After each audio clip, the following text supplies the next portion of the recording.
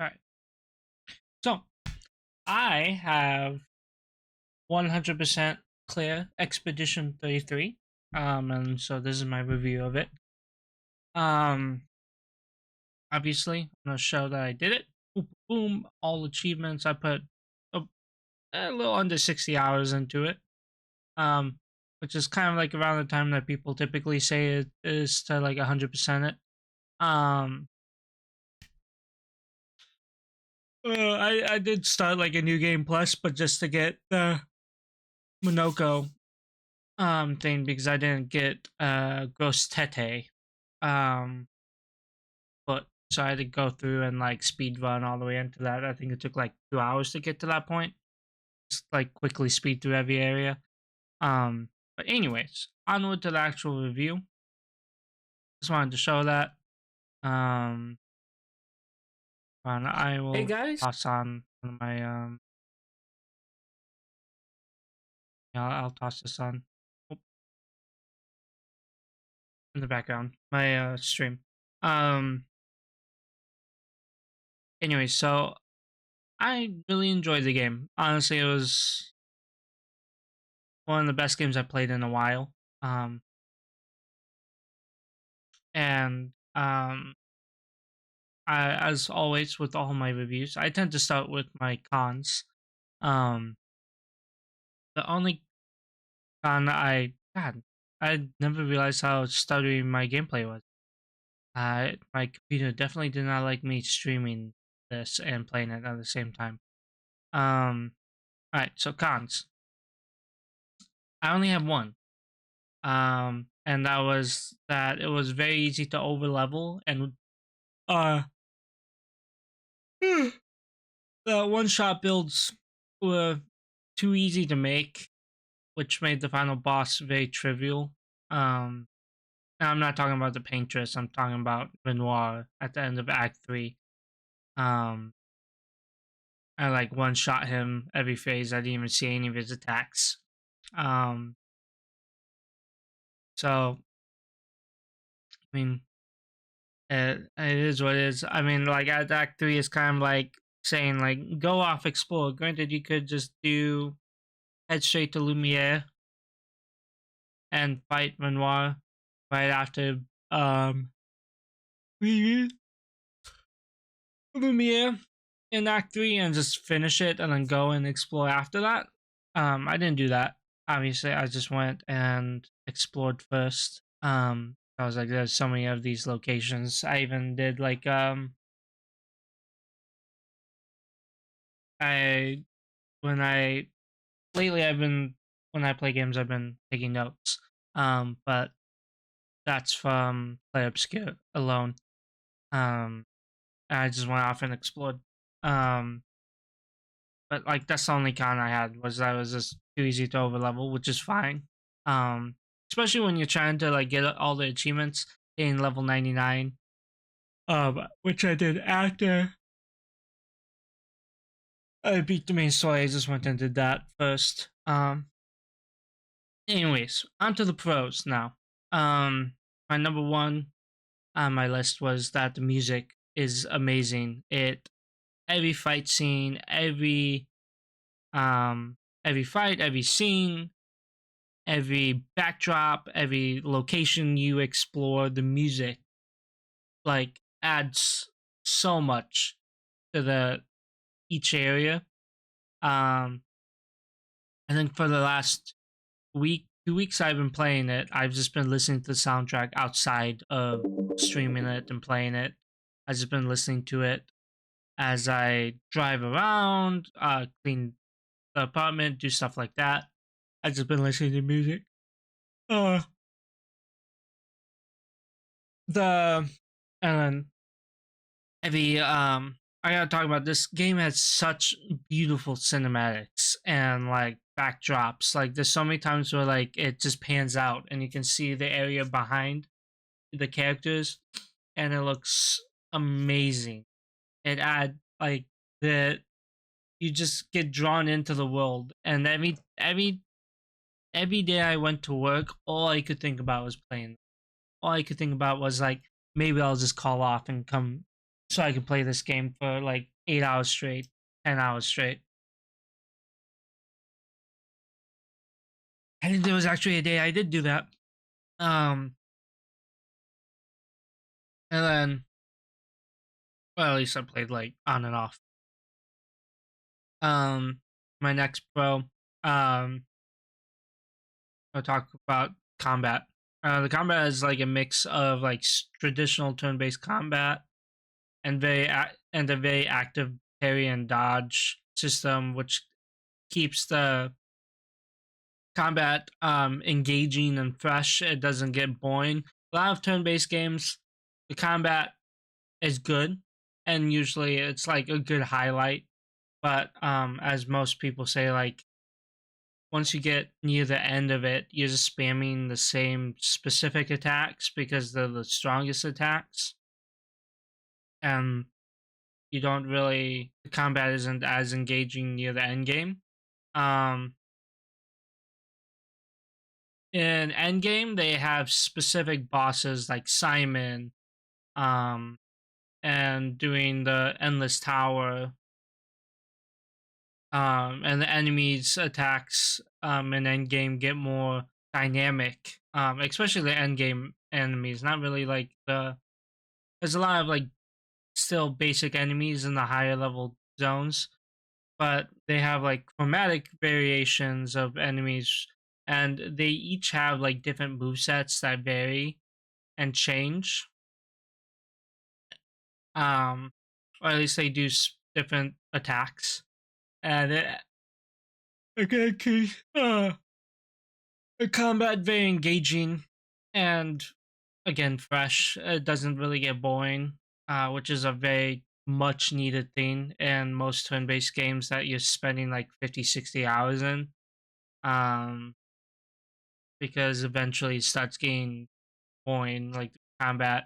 And usually like the only thing that keeps the combat engaging or like um new feeling is like new types of enemies in most turn-based games. They don't really have any like extra mechanics that change up how it feels.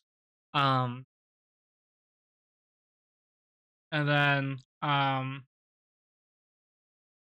and like another part of combat was the Lumina system and the Picto system, which added um, major variations to your builds and how you play and like your play styles. Um, and I can tell you that it was very, um, it was a lot of fun just kind of grinding out Pictos to get them as Lumina so you can like essentially build a broken character, which I ended up doing with my L. I like we did whole character work just because of Simon. Simon was like the big like hurdle. It was kind of like Simon was kind of like playing Elden Ring and going against what's her name? I just know Blade of Mikola. That's all that's stuck in my head. I don't remember her name. Ah, ah, I gotta look it up.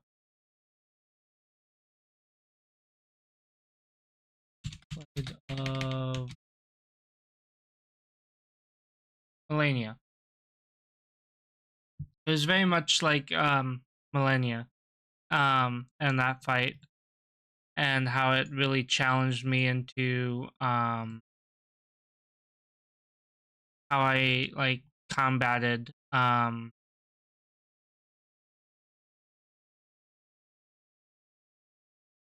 I combated going against that stuff, you know? Um and how I built my character, and the Luminous system was definitely a big part of that. Um it really helped let me build up a character that I wanted to build. Cause to me, I think there's like at least 80 different Pictos. Um and you can equip all of them technically. Granted some of them like are counterproductive to each other. Um like there's a fine line of like how you want to build, and obviously you're limited to how much Lumina you have. which you can increase by finding color lumina. Um, and there's ways to get like a bunch of it. You can just grind out for a lot of it. Um, there is one boss in Old Lumiere, chromatic Donceus or whatever, the dancing. You just kill the copies. I did that for like an hour. Um, so I apparently didn't fight it. When I first went through Old Lumiere, I missed it, so it was nice that I could go back and fight it. Um, but yeah, uh, the weapons and your attributes and skill system, they also added a bunch of different varieties and allows you to have a bunch of different builds. Granted, near end game, you kind of lean toward one shot builds, and there's like specific weapons that are more geared to doing stuff like that. So you end up kind of everyone ends up kind of going all toward the same build. Because you're trying to do as much damage as possible, because in end game, you get enemies that are like a couple million health. Um, which is both sucky and not, because it makes sense, because you can do millions of damage. I do think that being capped off at 9,999 for a good 75% of the game kind of is sucky. That's another con. I think I'll add to the cons is until you get the painted power picto, which you only get from killing the paintress, which is like, I think I was like 40 hours into the game out of the 60, you know? Um, and so like that kind of is sucky. Um, but other than that, combat is great. I liked it a lot. I really enjoyed the bosses. Each fight was like pretty unique. Granted, you fight some bosses again later on, like different variations, but I mean, the fight's still great.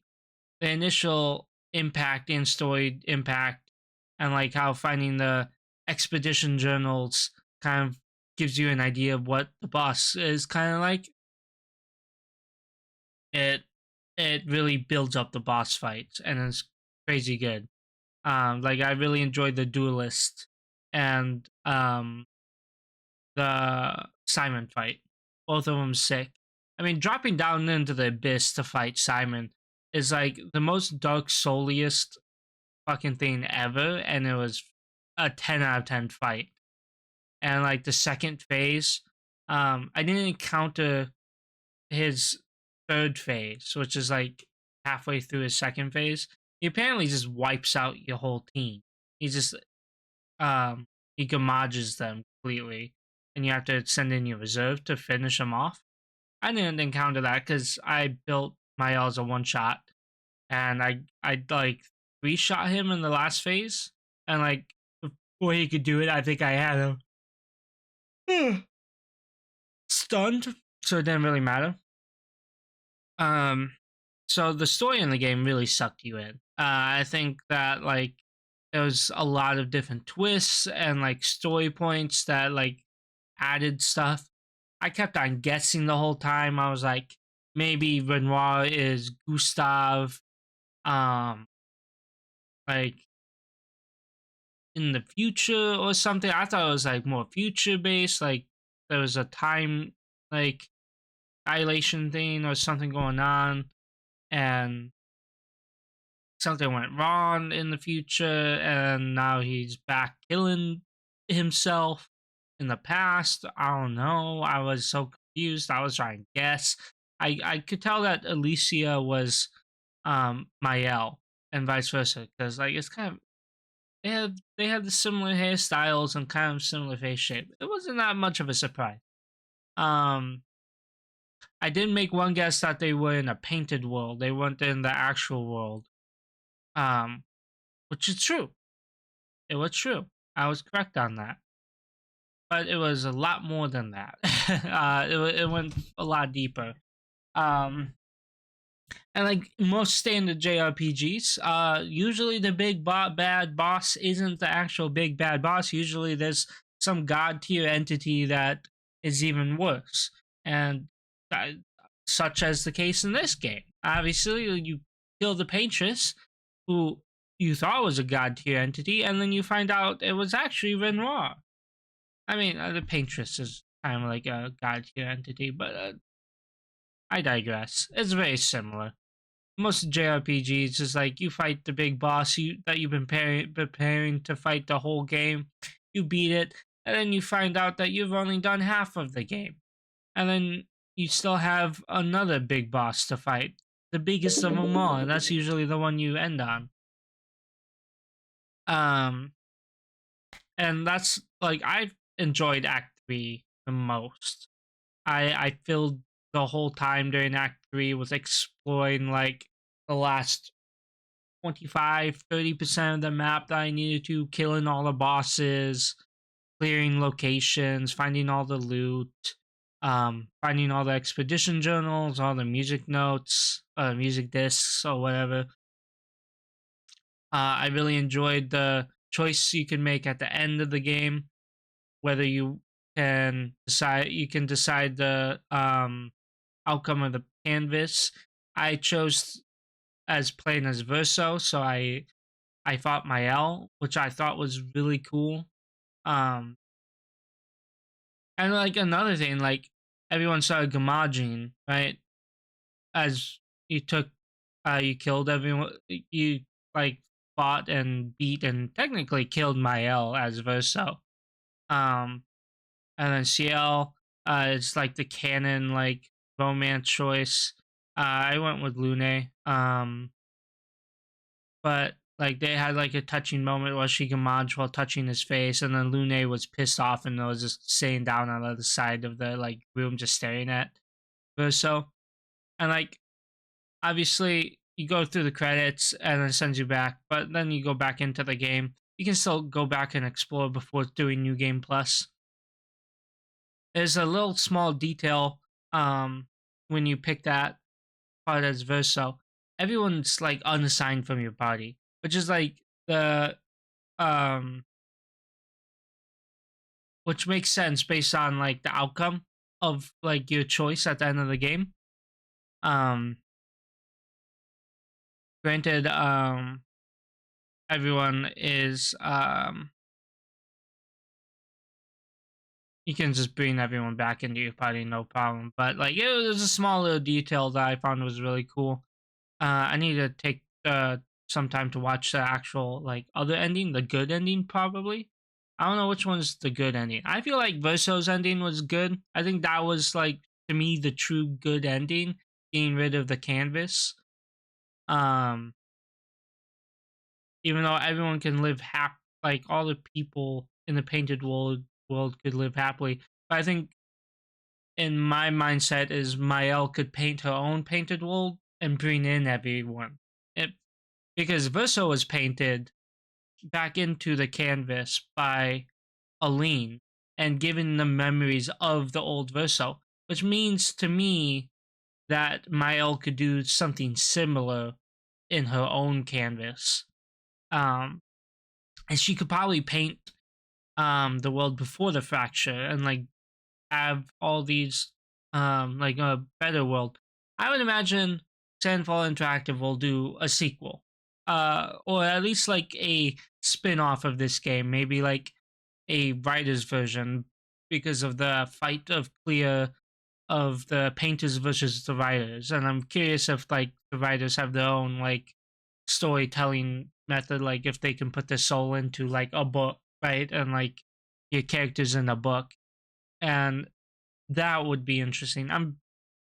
Sandfall Interactive built like such a great story and intriguing world that leaves it open ended for potential sequels or like variations in the franchise. You know, it could be like um uh you know, kind of like how Black Myth Wukong, they plan to do like the people who did that, they plan to make other Black Myth games in a series. I feel like Sandfall Interactive could do something similar to that, you know. Um Or it would be cool if they could do like another game, but like as like Expedition 60 and just being super muscular and like punching and beating down every Nevron they come across with their bare hands and feet. Which was crazy to find the expedition note on. Um, anyways, away from the story, I found the exploration to be very rewarding. Spending a bunch of time in every zone allowed you to find like chroma, pictos, weapons, boss fights, collectibles. Um, and then also there's just like a bunch of like set pieces that are like amazing and gorgeous, and also like a lot of little zones have their own little story and stuff like that. And the exploration just like adds like so much more to it. It was very rewarding and it was very fun. Like I said, I spent a lot of act threes just exploring, going back into old areas, because you like unlock something through Satso? I the fat gestural that's in camp. I forget his name. I think it's Sastro. Helping him out, he gives you that ability to break those like purple vines. I went back and did some of those and explored. Um, SKA gets like the ability to dive and stuff like that. And let me tell you, SK, fantastic character. I loved him. He is super funny and just like a joyous creature, and I he was a great touch to the game. I enjoyed it a lot. Oh, I did enjoy the relationship stuff in the game, like building relationships. It really added a bunch of character building for each of the characters and added so much more to the story and like each character's viewpoints and stuff like that, and added a bit of extra stuff because when you get to year 6 or 7, they start sending you to go do stuff to like progress to like max relationship rank with them. Like finding Lune's dead parents, bringing Noko back to life, going to see Alicia for Mael's sake. Um, all those added like great story beats and added whole like exploration levels. Like the Reacher level, crazy. I wish you could fight that Axon though. I think it would have been really cool to fight the Axon. Um, but oh well. I thought the graphics were really good for the game. But I definitely had some frame drops. But that's kind of my own hardware issues. Um, I didn't really notice it until the last few sessions I had, and I think that was visible in the earlier video I had going. Um, I don't know why I just started having issues with the frame rate or like stuttering in the game. It could just be that I needed to update my drivers or update my PC to make it run smoothly, and I didn't do that because I'm lazy. I don't like updating my shit. I probably should. Um, but anyway, I think the characters in the game are so moody and edgy from how terrible the world is, and it's such a great aspect. I love dark and brooding games where like the world is absolute ass.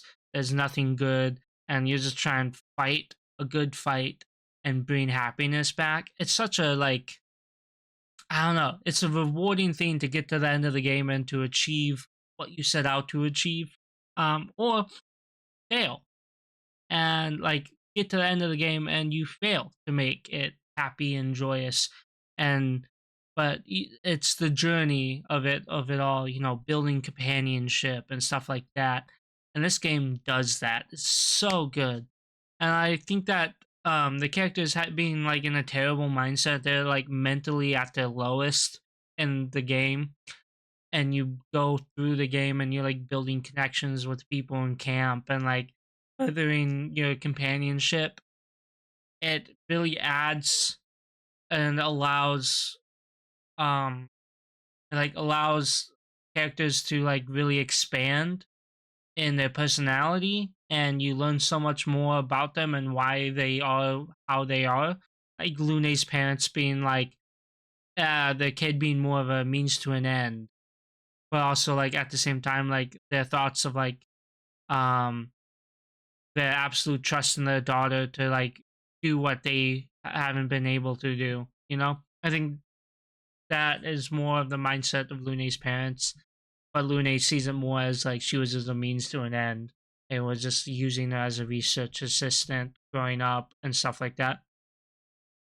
Um, and then like CL who tried offing herself because her husband um died, and SK being the one to rescue her, and there's that whole like interaction between her and SK, and Verso as a character, his Verso in general, the fact that he's like two different Versos at once, that's a fucking like identity crisis right there. But his character building and stuff like that, his Verso's old memories and his newer memories, they add so much depth to his character. He's like such a great main character. I will say that Gustav was great, but I think Verso is better. A lot of people loved like Gustav. I loved Verso. I think he was a better choice than Gustav. I think killing off Gustav was a good choice, but it was a crazy moment. I was so surprised they killed Gustav off. I wasn't expecting him to die. Um, but I think it was a good narration choice. Um, it was just one of those twists that they threw out in the story that I was like, oh, what the fuck, you know?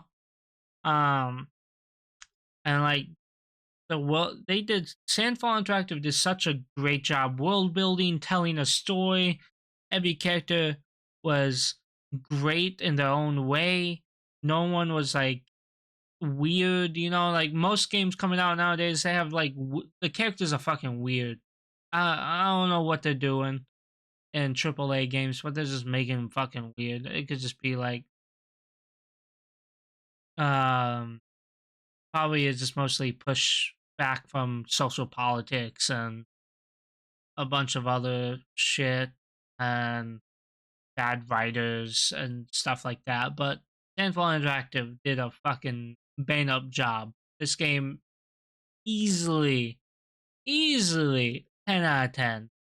This for me is a 10 out of 10 game, and it is 100% my choice for game of the year. Unless some other mind blowing fucking orgasmic game comes out, this is it for me for this year. 2025, Clair Obscur, Expedition 33, clears, easy.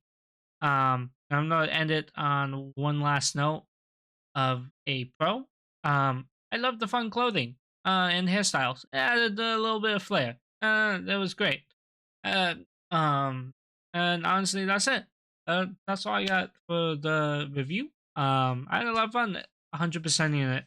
It's been a while since I like sat through a whole RPG and like 100% it, and it's putting me in the mindset of what I used to be like when I was a kid. I used to be a big achievement hunter. Um, I would just go to the game store and rent games and like 100% them, or like just grind through them to get the achievements on Xbox to get gamer score. And uh this really brought me into the mindset again of doing 100% playthroughs. So I think going forward. I'm gonna do 100% reviews. I'm gonna try and get every achievement in every game I play, and then do a review after I 100% it. And I think that's how I'm gonna move forward. Like, how I'm gonna go on going forward. Um, but yeah, that's it. 10 out of 10. I highly recommend this game for anybody. Granted, I will say turn-based combat isn't for everyone. Granted, I will say that the turn-based combat is slightly different. Um, but some people might get bored of the parrying and the dodging and how like it's kind of like the main facet of combat. Um, But yeah, this is a 10 out of 10 game. I highly recommend it. And that's it. This is Shibby King signing off. I will catch you guys next time.